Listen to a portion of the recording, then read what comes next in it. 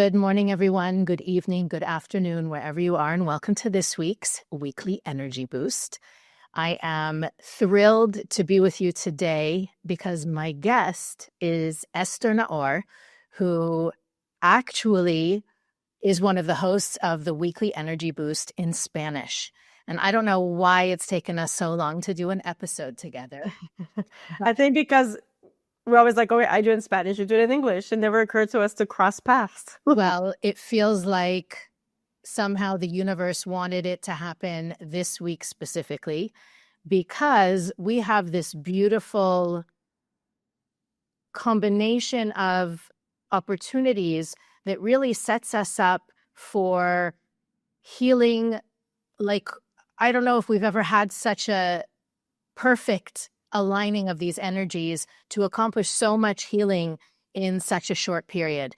Not only do we have the weekly energy that's supporting us to drop the jealousy, literally, we have this Thursday and Friday, the 26th and 27th of June, we have the new moon of Cancer.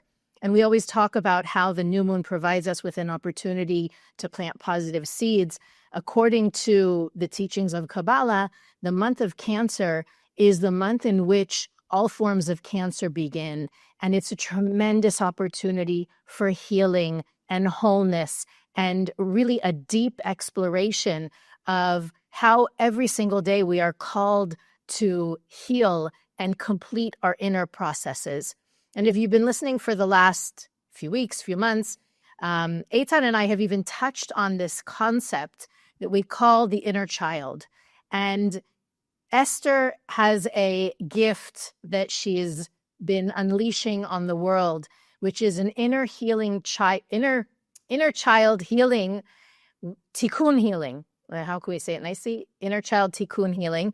You've heard Daniel Naor, who is her husband, on the podcast many times talking about the power of tikkun healing.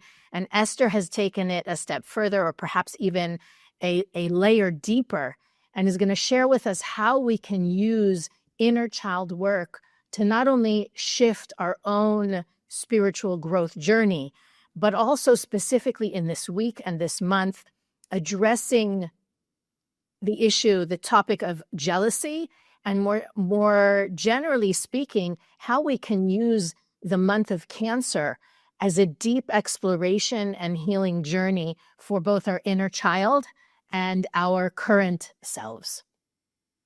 Weekly Energy Boost is a 7-day spiritual weather forecast where we provide our listeners with the most practical and powerful tools to navigate the coming 7 days.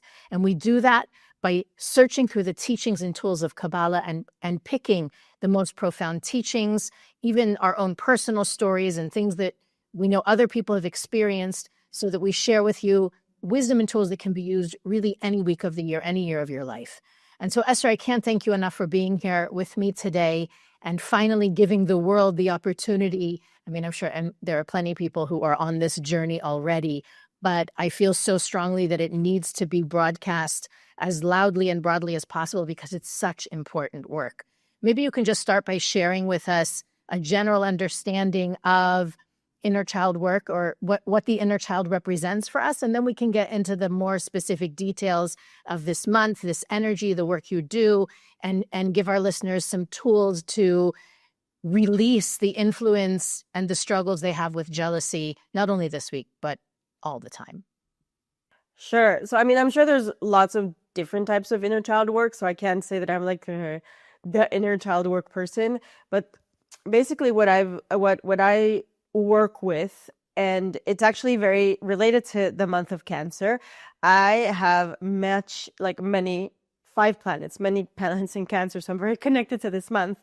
And one of the things about Cancers is that we are very emotional, and we're very psychosomatic, is it called? Like when that connection between emotions and the body, that's what it's called, right? So I like to use a lot of the body, like working with the body to connect to the inner child. So Yardeni, one of the top astrologers in the Kabbalah Centre, once read my chart, and she told me that in her experience, most Cancers have difficult childhoods because otherwise they would never leave their home. And so I was one of these Cancers that had I think all of us have lots of difficulties in our childhood, some a little bit more than others. So let's say I'm a little bit on the more than other side. And it did bring me to Kabbalah, and there was a lot of healing that took place, obviously using spirituality. But as I got older and as I became a mother myself, I realized that there was a key component missing in my healing, which is actually also connecting to my body. Like, it's not enough to just be spiritual. You need to also bring it down into your body. So I started to learn a little bit about how the body works. I was taken to lots of different like healing paths, and I learned a lot about what happens emotionally with the nervous system in our body, and how our body really holds on to I was very inspired actually by Monica Berg. She inspired me to read a book called The Body Keeps Score by a great psychiatrist, Basil van der Kolk. I don't know how to say that name. And literally the body keeps score, because everything that happens to us, our nervous system records it. And like mixing it with Kabbalah, I just realized that becomes our tikkun, right? So when we're children, even if we did not have a traumatic childhood, all of us have some form of childhood wound, because, we have tikkun. We came to this world to correct, to reveal light. So our light is going to be somehow, concealed. So these childhood wounds, right, they get recorded literally like in our body, in our nervous system, which is like the communicator of the body, right? And the thing is that this becomes our tikkun, it becomes our reactive operating system, and we get so used to it that we don't even realize it anymore. Like these certain belief system, thought patterns, and it goes beyond that. It's not just your head; it's like ways of behaving, of feeling, literally like sensations in your body that you don't even realize that they're anymore because you're so used to it, right? So what I focus on is using the tools of tikkun healing, knowing how tikkun works, and then mixing it with what I've learned also about how the nervous system works, and trauma, a little bit of trauma healing. Again, I'm not a psychologist. A disclaimer, I'm not a therapist, so I can't say I know. But from what I've learned and from my own experience, I kind of join these two together, and I work with people to what they want to work on, and like connect to their body, let their body take us to moments. And I've had really surprising situations where people like go back to certain childhood memories, and they're like, wow, I had forgotten this happened, or I knew it happened, but I didn't realize the effect it had in it. And some of them even go back to like really like early childhood memories that are like not conscious, and you can't consciously remember them, but it's still recording the subconscious and things that affected them since then, right? So it just like, I'm in awe of how the body is so wise, and sometimes in spirituality and in Kabbalah, and I know that I was like this, so that's why I shared, you kind of like think like the body's here to be, mind over matter, and then you might not understand it in the right way. We understand the way of like, we need to suppress the body, we need to override the body. And the truth is that that's not what the Rav meant when the Rav, our teacher, said mind over matter. It's really the body is the vehicle for the soul, like even our teacher Michael Burke has been speaking a lot about how we need to feel things in our body. Like, our body is the perfect vehicle for our soul's purpose, and it's actually very wise, and we can use it as a guide to connect to what the purpose that we came to this world, and to healing, and to spiritual growth, and to know what is really concealing our light, and how we can reveal it. So that's just a very quickly introduction to. And can you tell us a little bit about what's unique about the Cancerian inner child? Yes. So the Cancer inner child is again very emotional. One thing we learn about cancers, right? The governing body is the moon. The governing planet is the moon, and the moon does not have its own light. So one of the tendencies of Cancer is to focus on lack, what I don't have, including ourselves. So a Cancer child can be very kind of like insecure, and therefore very like kind of like needy and dependent on others to have a sense of worth, to have a sense of value. This can also take us to comparing ourselves a lot with others, because it's very hard to know my own worth and what I feel, and value, and I need constant like validation externally. So this can also take us to comparison, which can take us to envy others, because again, we're always seeing, and I know it happens to me a lot. Like I'm always like seeing like what I don't have, what I am not, what I'm doing wrong. Like it's very hard to appreciate because you're always like, again, you're like this, you're in a state of lack because I don't have my own light, right? Instead of understanding that the moon is here to shine the sun's light at night when it's dark. So you can use that, lack, shall we say, and transform it into a great channel for light, right? But the Cancerian tendency is the opposite, is to see what I'm missing and to see what's wrong with me and to compare myself to others and to feel insecure about myself and kind of like looking outside towards others to be my source of light instead of being my own source of light. So that sounds to me also like the work for all of us this month, regardless of, I mean, maybe 1/12 of us are born in the month of Cancer, right? There's 12 signs of the zodiac. So statistically, probably around that percentage of the world is falls under the sign of Cancer. But in Kabbalah, we learn that every month we become a little like the sign of that month. We are influenced by the same energy that was in effect when those souls emerged into this lifetime. And so therefore we need to watch out for those same exact tendencies, right? Not coming from a place of lack, not needing that external validation or confirmation from the outside. I have a Cancerian daughter. I love her dearly. And the funny thing is that even in my family outside of her, we have Cancer. The sign of Cancer is in almost everyone's chart. So I get the gifts. I see very clearly the unique gifts of those born under the sign or influenced by the sign of Cancer. They're very nurturing, very loving, they're just naturally empathetic and caring people, but that can also be taken to an unhealthy extreme. So I feel like what you just shared is a perfect prescription for not only for healing the Cancerian inner child, but also for healing all of us in this month. And I think that that's where the jealousy piece comes in. We spoke a couple of weeks ago about how our agenda, our perception creates our reality. So if our perception is that something is missing, our external surroundings will validate that perception, right? Our consciousness creates our reality means that our soul is like a movie projector. And whatever consciousness we subscribe to, that gets projected to our environment, to our the situations that we encounter, to our relationships.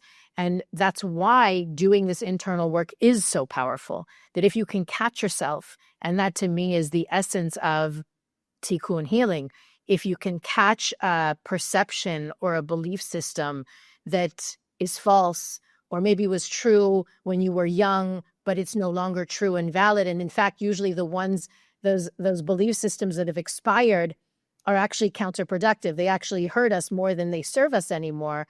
Then we have the ability to release them. And then that perception no longer colors our reality. And in the teachings of Kabbalah, 90, I mean, maybe 90 is a high number.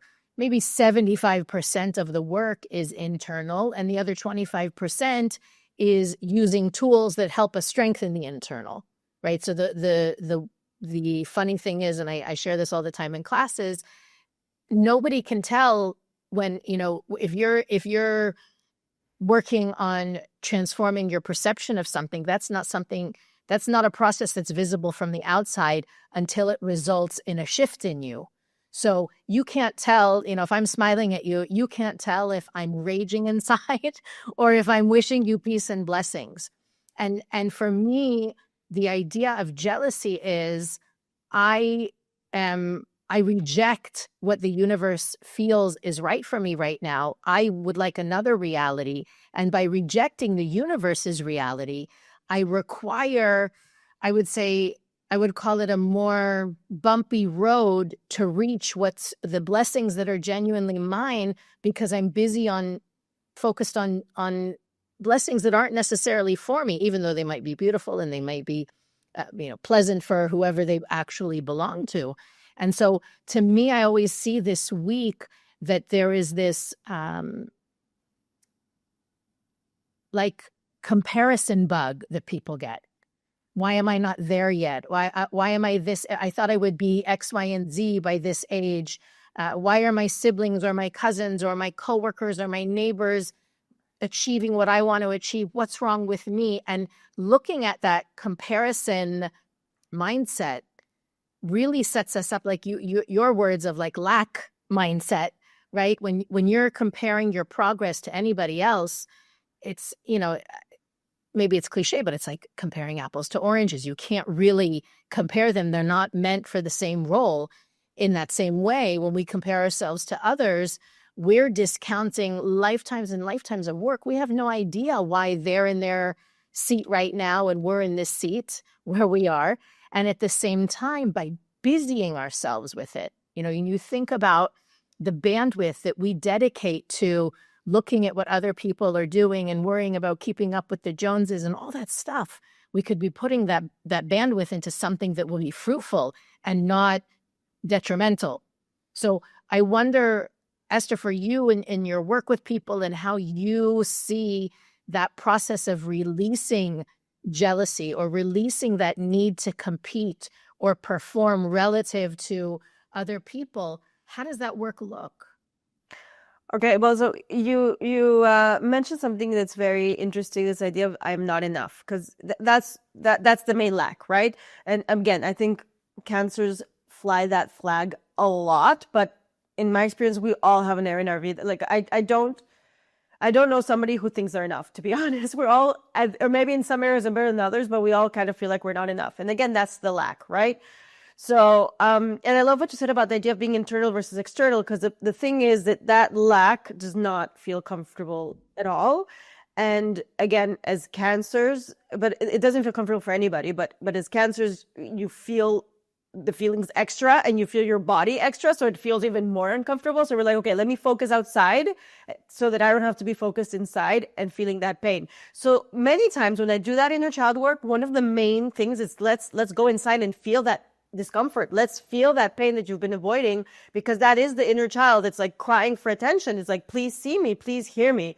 And it's extremely uncomfortable, but that's where the healing is. So many times that's really just the first step. Let's well, actually, no, the first step. And this is, this is again, very Cancerian. One of the things about cancer is that we need to feel safe, and the body needs to feel safe. So one of the first things I do, like in workshops or sessions, is like help our body to feel safe. Because if not, you're definitely not going to want to go towards what's uncomfortable. And then after we're feeling safe, and then we use like the tools, and we use like Kabbalistic tools like the Zohar and breath work or whatever it is that we can do, visualization, etc. And once we feel safe, let's go towards that place of lack.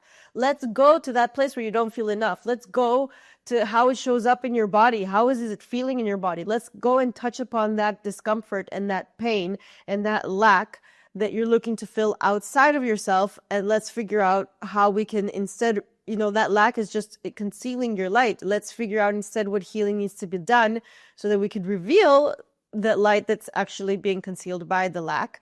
And in this whole work, it's so important to be very compassionate with ourselves, because most of the time, these belief systems and these reactive patterns of thinking, behavior, and feeling that push us to look towards the outside to fill that void and to fill that lack and to compare ourselves and etc. They're survival mechanisms.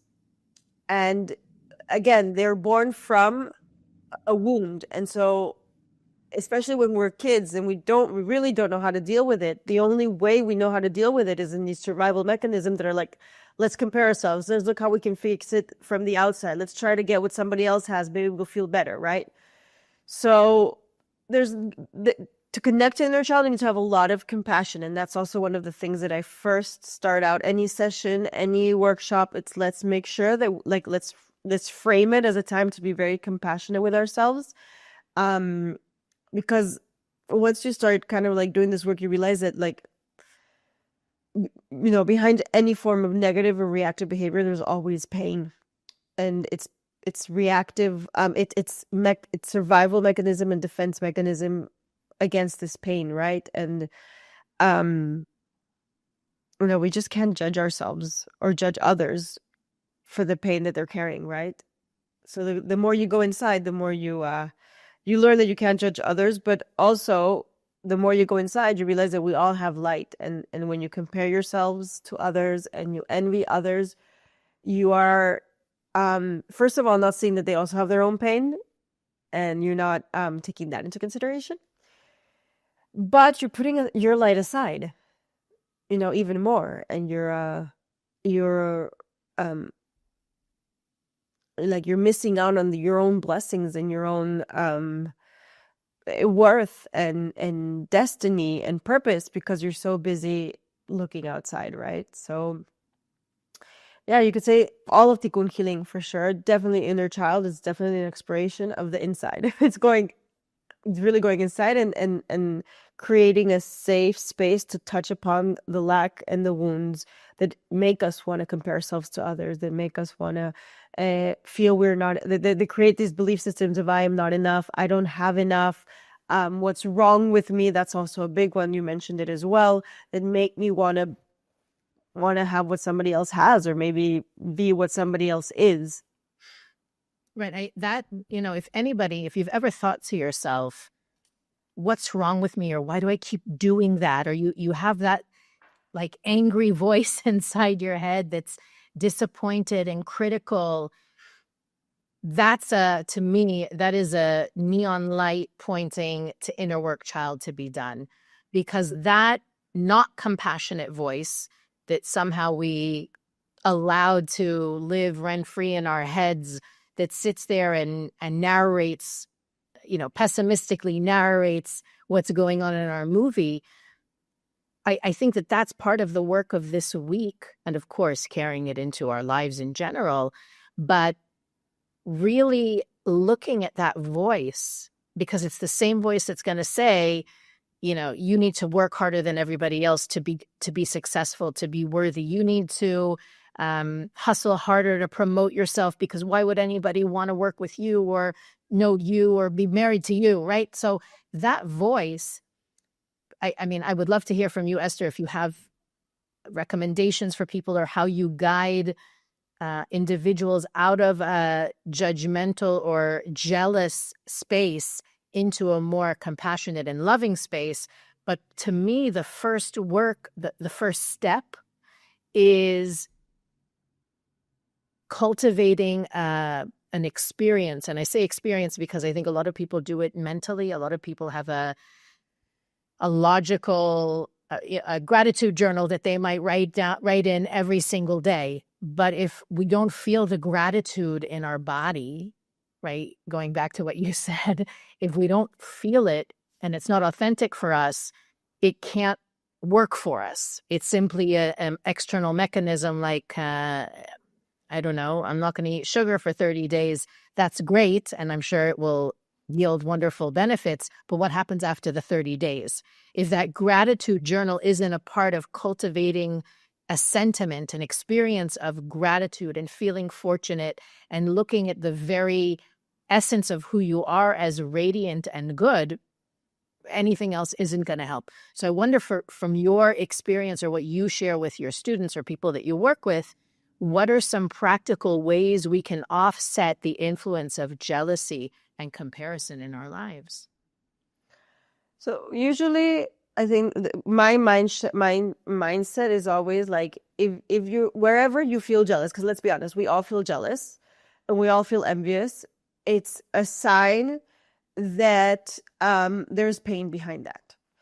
So the first thing is to understand that the problem. It's funny because when we learn about reactivity, right, in Kabbalah 1, 2, 3, we think that the being jealous itself is my reactivity, or being envious is my reactivity, and it is, but it's already the effect. The jealousy and the envy and possessiveness that might come. By the way, jealousy comes with possessiveness, which can again be a very Cancerian situation here. Is the effect. It's a reactive behavior, but it's the effect of that reactive belief system that's behind it. And I always say this is a protection shield. You're being envious, you're being jealous, you're being possessive, you're comparing yourself to others. It's a way of protecting yourself. So the first thing is, I would ask you, like, what are you protecting yourself from? how is this a survival mechanism? And I think when you shift it to that, it automatically makes you be a little bit more compassionate, because you're like, oh, wow, yeah, there's some pain behind there. There's some wound, there's some hurt that happened to me. And the way that I protect myself from the pain, the way that I survived the pain, is by being jealous and judging myself and connecting to the lack instead of the abundance, and comparing myself to others. Like, I mean, I can tell you again my experience in my 5 planets in Cancer in my chart. And it's also, yes, very present in my family. Both my husband and my eldest daughter have a rising Cancer. There's so much Cancer, so much water in our household.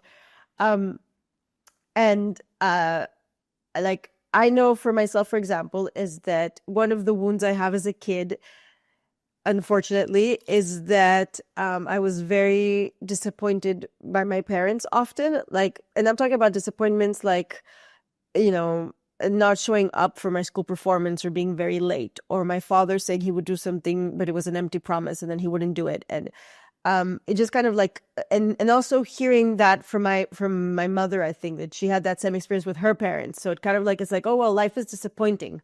So I don't want to believe in myself or step up into my power or whatever, or really desire something, because I'm going to be disappointed. Like, I don't want to set up to expectations because I'm going to be disappointed. So I'd rather just play it safe, play it small, and make myself small, or focus on what I don't have, and focus on my lack and what I am not, because it's somehow safer than taking the risk of appreciating, than taking the risk of saying, I am worthy, I am valuable, and let's step up there, like, let's shine. Because what if I get disappointed? Or what if I disappoint somebody else? Or what if I don't meet my own expectations, right?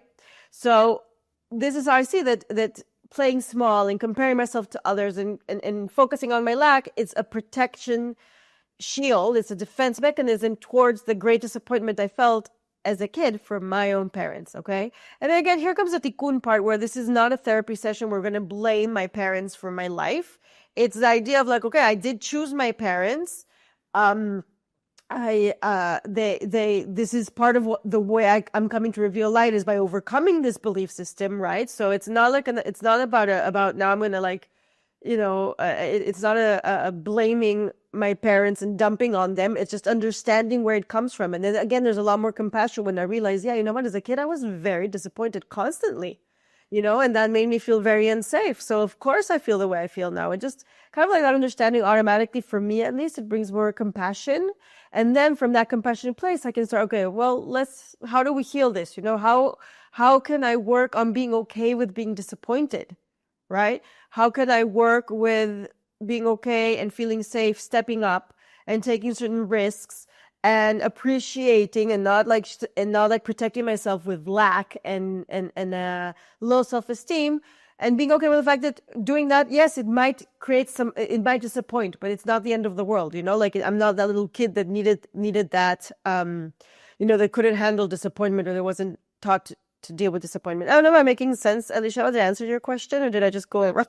Absolutely. And you brought up a really important distinction that I'm glad it's out there now, because in Kabbalah, we don't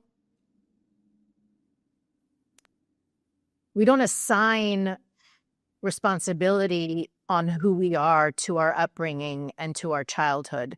We know that, as you said, the soul, before coming down to the physical reality, the tikkun is established. It's not a product of astrology and my childhood.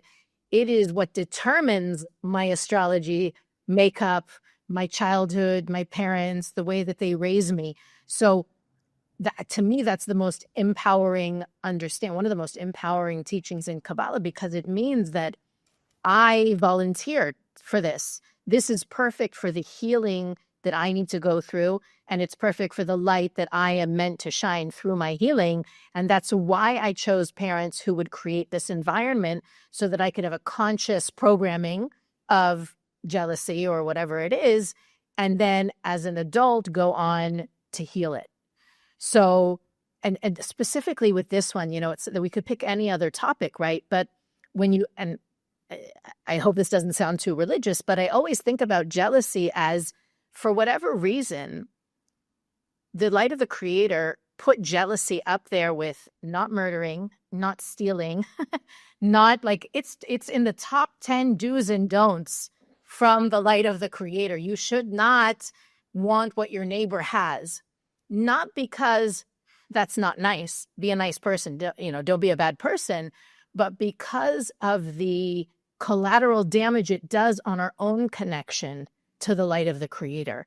It's essentially saying, I want all these amazing things and I want to be influential and inspiring for people and I want to do great things in the world, but God, over here, you messed up. I'm supposed to have that package, not this package.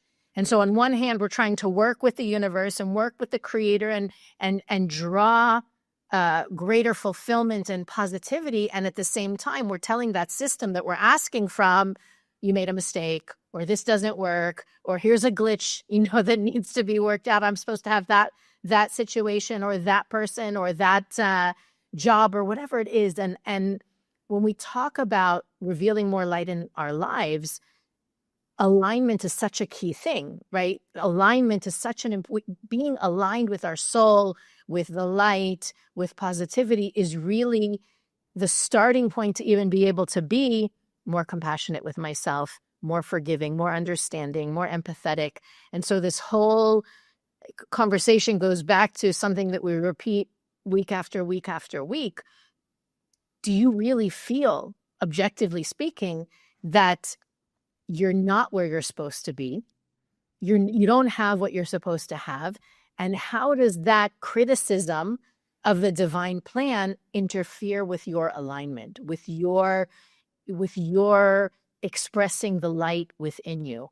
And finding that, why we share things like, we choose our parents and we choose our astrology sign, it's to better understand it's not a glitch. It's not a mistake. It's not an accident. That package is not meant to be yours. The way you're in the right place at the right time with exactly what you need is because that's where you are right now. And you're completely able to shift it and transform it, not from a place of lack, but from a place of, I have everything. I am exactly where I'm meant to be. And now what can I do? From that place of wholeness and appreciation and gratitude, how can I receive? How can I be a channel for even more goodness? Esther, I want to be mindful of the time. Can you share with us a little bit about the work that you do every month in your inner child tikkun healing seminars?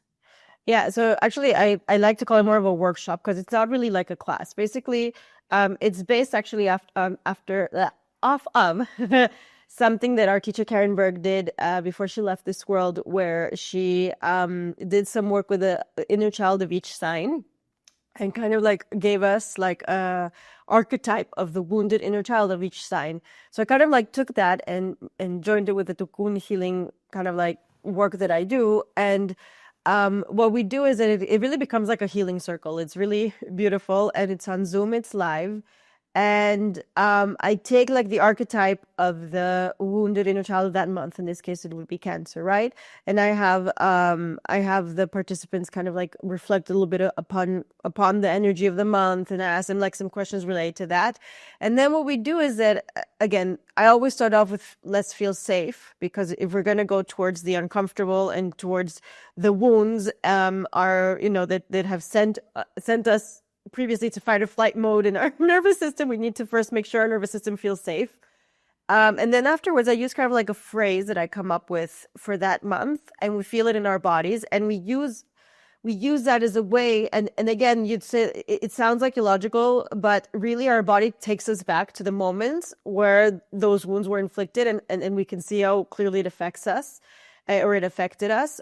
Usually I have a volunteer be kind of like the guinea pig and do the work in front of everybody. And then it's incredible what might come up. It's like, again, like these memories that you didn't know that you had put away. And then you're like, oh my God, this is the moment I started believing this about myself. This is the moment I started believing this about life. And from then on, it became like such a reactive pattern of being, right? And when you see it, you can heal it. So we're starting to do it every month. This will be the third one. It's this Thursday, the 26th at 5 p.m. Pacific, 8 p.m. Eastern, and it's live. It's on Zoom, and then basically I walk you through it. I mean, also depending on what answers you give me. So I'm like, okay, let's feel this in your body. I mean, I'm not going to do the whole thing here, but I have them connect to their body, and then they start saying, well, this is what I feel. This is where it takes me. So I said, okay, let's connect to the inner child in that moment. So say like, it creates this sensation in my body, and when I connect to my body, it takes me back to when I was 3 years old. And I had to say goodbye to my mother to go into preschool, whatever, right? So I said, okay, let's connect to that 3-year-old you. Let's talk to that 3-year-old you. What does it want to say? What is it holding on to still? And we just kind of like do that work. And I base it a lot on what the people are answering regarding. So it's kind of like, Interactive. it's interactive. It's not exactly personal. I do have personal tikkun healing sessions focused on the inner child, kind of like when my husband has tikkun healing sessions. So I also do it that way, but I focus a lot on this, while he might focus more on more like the systemic healing, which is also very powerful and useful. And I mean, Okay. mhm. If you're listening and this sounds interesting to you, you can join Esther's Month of Cancer session, live interactive Zoom session this Thursday, June 26th at 5. If you don't want to do it in a group, or you're interested in having a more personalized experience, Esther also does that work one-on-one individually. And we will put the links so you can learn more about both of those opportunities in this week's show notes, as well as on the homepage at weeklyenergyboost.com. Esther, any final words for our friends this week as they navigate the terrain? What I always like people to take away from whenever I do anything related to the inner child is, first of all, it's the beginning of a journey. So it's not like we're going to heal the inner child in like a one session type of thing or one conversation type of thing. But what I hope that this leaves everybody with is, first, a more compassionate view of ourselves, because we understand that most of our reactivity is born of a need to survive and to defend ourselves against some sort of pain we went through. And be like, you know what? I'm this way, but I'm this way for a reason. And again, it's not to blame my parents or my childhood but just to understand that there's, it's not that I'm crazy. It is my tikkun, but I'm not crazy, or there's nothing wrong with me. It's just a natural response to what I lived through.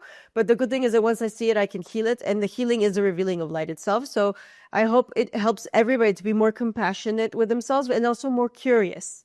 I think that's the thing, like more curious about, as you said, going inside versus outside, and being like, wow, if I feel this way, wait, why do I feel this way? Not just say, oh, I'm being reactive, which we can do in the Kabbalah Centre, right? Like, wait, why am I feeling this way? What's behind this reactive behavior? So if I tend to be jealous and I tend to compare myself to others, what's behind that?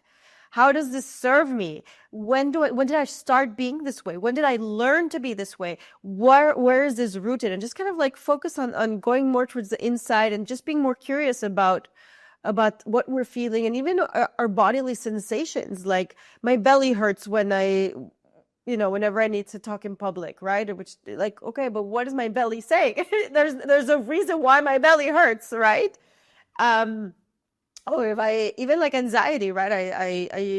I suffer from anxiety, or whatever you want to call it, suffer. It's a tikkun with anxiety, and it's like there's a point where it's like a physical thing. It's not like in my head I'm stressed, like my it's a physical reaction. So okay, so body, what are you trying to tell me when you send me this anxious sensations? There is a message behind it. What is that message? What is needing to be healed? What light do you want to reveal that you're calling the attention to it by these physical sensations or emotional sensations or thought patterns or behavior or, emotions, feelings? I said that already, right?